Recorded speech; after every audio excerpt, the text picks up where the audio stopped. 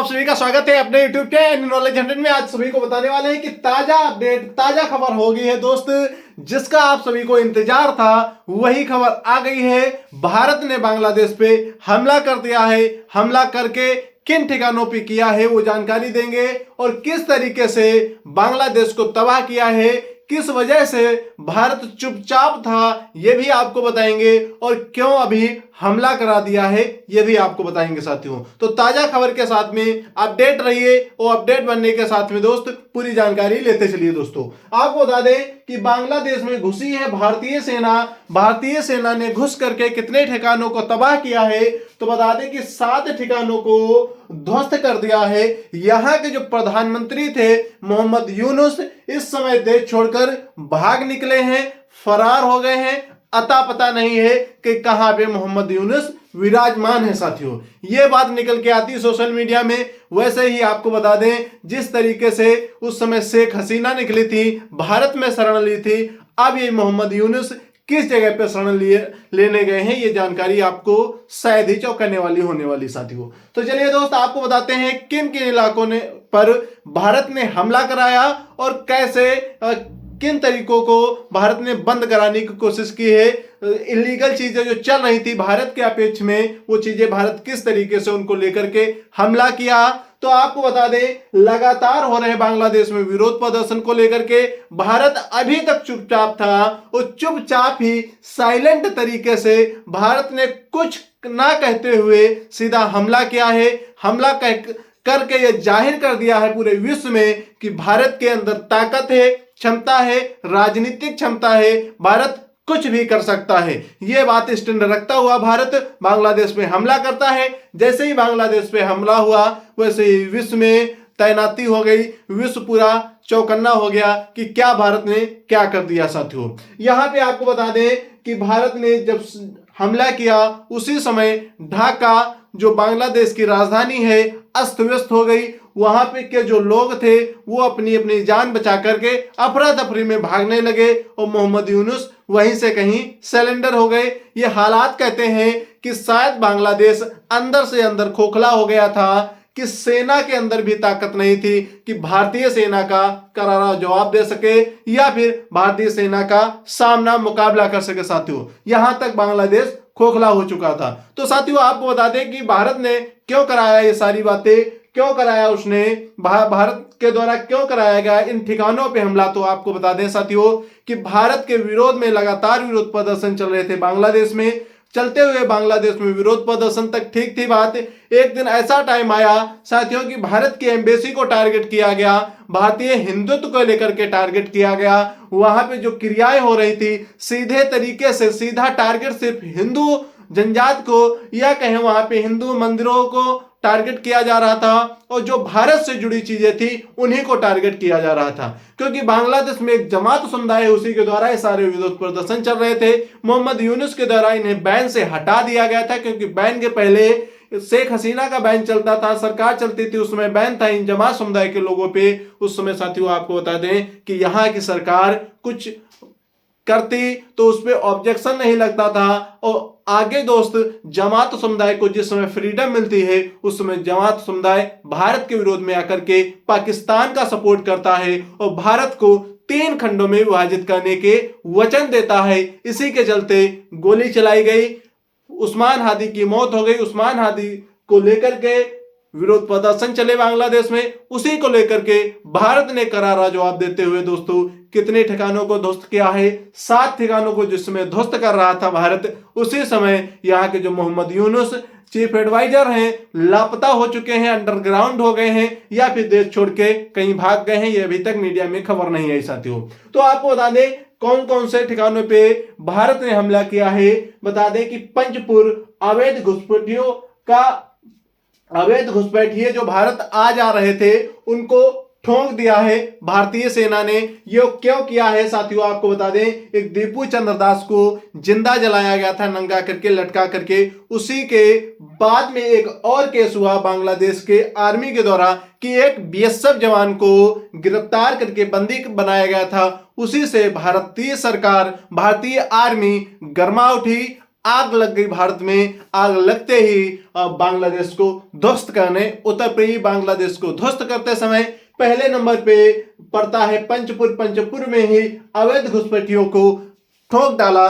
ठोकते ही साथियों ढाका जो बांग्लादेश की राजधानी है दोस्त, उसमें अफरा तफरी मच गई और चीफ जो एडवाइजर थे यहाँ के गुम हो चुके हैं। आगे दोस्त आता है दिनाजपुर का क्षेत्र, जो खुले बॉर्डर थे बांग्लादेश से आवागमन के लिए थे, उन दोस्त खुले बॉर्डरों को बंद कर दिया गया है, सील पैक कर दिया गया है कि इस बॉर्डर से आप ना तो आ सकते हो ना तो जा सकते हो। यह बांग्लादेश को कड़ी चुनौती दी गई है कि किस तरीके से बांग्लादेश अब अपने आप में सुधारेगा। दूसरी बात आती है कि लाल मोरनी हाट नदी से घुसपैठियों का बंद होना।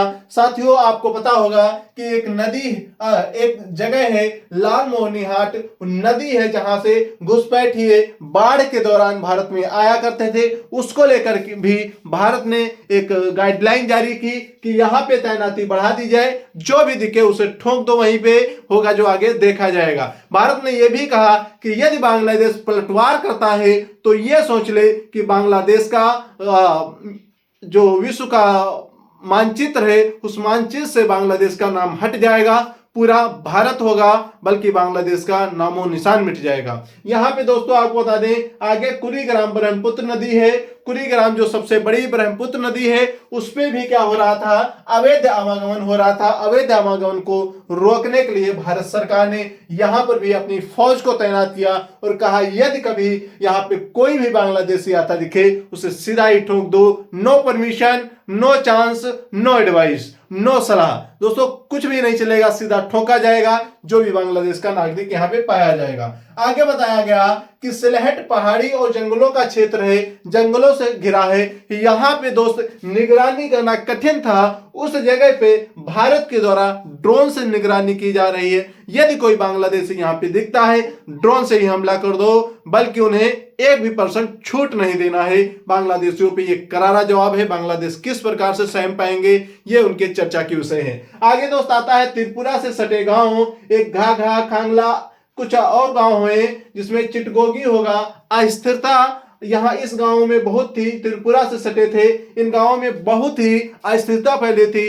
भारत ने जाकर के उन अस्थिरता जगहों को किस प्रकार तबाह किया है आपको बता दें। इस जगह पे क्या क्या चीजें पनप रही थी, तो इसी जगह पे क्या हो रहा था आपको बता दें। भारत के जो विरोध में आई है जमात समुदाय, वो यहीं पर रहता था। यहाँ पे बार बार गोले दागे गए जिससे कि इस स्थान पे अफरा तफरी मच गई। अफरा तफरी मचते ही यहाँ पे सारी जगह खाली कर दी गई है। आपको बता दें इसी जगह पे क्या क्या चीजें हो रही थी। घुसपैठिए यहीं से ऐलान करते थे और आतंकवाद का यहीं से बढ़ावा मिलता था। नक्सलवाद यहीं से फैलता था। विद्रोही गतिविधियां जो होती थी इसी जगह से होती थी, क्योंकि अस्थिरता का कारण था। यहाँ पे सही तरीके से भारत की पकड़ नहीं थी।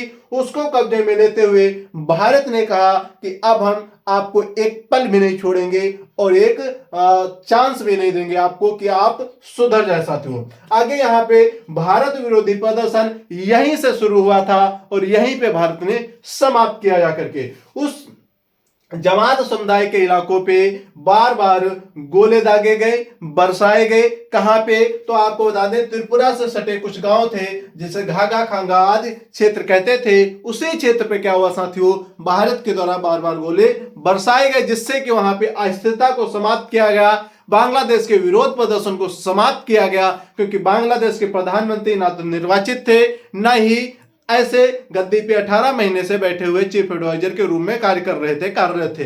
उन्होंने उन जमात समुदाय से एक बैन हटा करके अपने ही पैर पे कुल्हाड़ी मारी। उसको भारत ने सही रहते हुए भारत ने ही उन्हें ठोक दिया। साथियों ठोकते ही यहाँ के मोहम्मद यूनुस भाग गए हैं। अब क्या बातें चल रही साथियों, आपको बता दें कि बांग्लादेश के उन सभी ठिकानों पे हमला हुआ है जहां जहां भारत के विरोध में आग लगी थी। आग लगने का क्या मतलब है साथियों, आपको बता दें कि भारत के विरोध में जहां जहां पर चीजें जो भी गतिविधियां हो रही थी, मानो नक्सलवाद, आतंकवादी, विद्रोही गतिविधियां या फिर घुसपैठियों की गतिविधियां या फिर भारत के विरोध में विरोध प्रदर्शन या भारत के नागरिक, भारत के मतलब कि हिंदुत्व को टारगेट करके, चाहे भारत के एम्बेसी हो या किसी दीपू चंद दास की हत्या हो, इन सभी को लेकर के भारत ने सचेत किया कि यदि कोई ऐसी भविष्य में घटना घटती है तो एक पल के लिए आपका नामो निशान मानचित्र से हट जाएगा, बल्कि बांग्लादेश नहीं पूरा भारत होगा। ये भारत ने चेतावनी देते हुए इन सभी को स्थिर करा दिया है, जिससे कि इस समय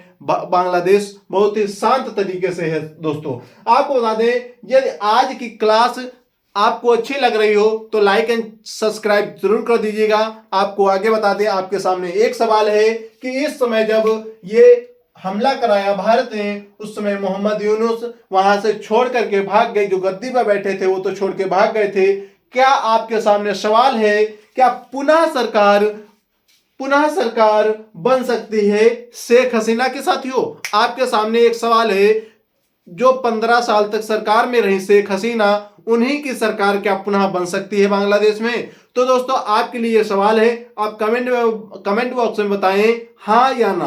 पर दोस्त मेरा क्या है, मेरा कंफर्मेशन क्या है, सुन लीजिए जरा। मेरा कंफर्मेशन है कि शेख हसीना कहा जाता था कि भारत के द्वारा एडवाइस या भारत के द्वारा कही जाने वाली एक मैडम थी, जो वहां पे गद्दी पे बैठी थी, बांग्लादेश को भारत के तरीके से चला रही थी। यह बात भारत के उन नक्सलियों द्वारा कही जा रही थी, जो कि शेख हसीना को उन्हीं युवाओं द्वारा, उन्हीं जमात समुदाय द्वारा इन्हें गद्दी से हटाया गया था। उसी समय मोहम्मद यूनुस सरकार में आए थे, और अभी फिर से ऐसा प्रतीत होता है कि दोबारा में क्या शायद शेख हसीना गद्दी पे बैठेंगी, बांग्लादेश की कमान को संभालेंगी। यह साथियों सुर्खियों में आता है। तो दोस्त आपके लिए ये क्लास कैसी लगी है कमेंट बॉक्स में जरूर बताएं। और एक सवाल आपके सामने है, क्या पुनः बांग्लादेश की कमान शेख हसीना संभालेंगी? ये सवाल है, और आपके आगे है एक लाइक और एक सब्सक्राइब। यदि आप एक लाइक करते हैं तो मेरा मोटिवेशन और बढ़ता है, या हमें कोई सुधार करनी चाहिए वो भी आप कमेंट बॉक्स में बता सकते हैं। और शेख हसीना का सवाल जरूर बताइए। दोस्तों आज के लिए क्लास यहीं पे समाप्त करते हैं, अगली क्लास में मिलते हैं साथियों। जय हिंद, जय भारत। पढ़ते रहिए, आगे बढ़ते रहिए सभी दोस्तों।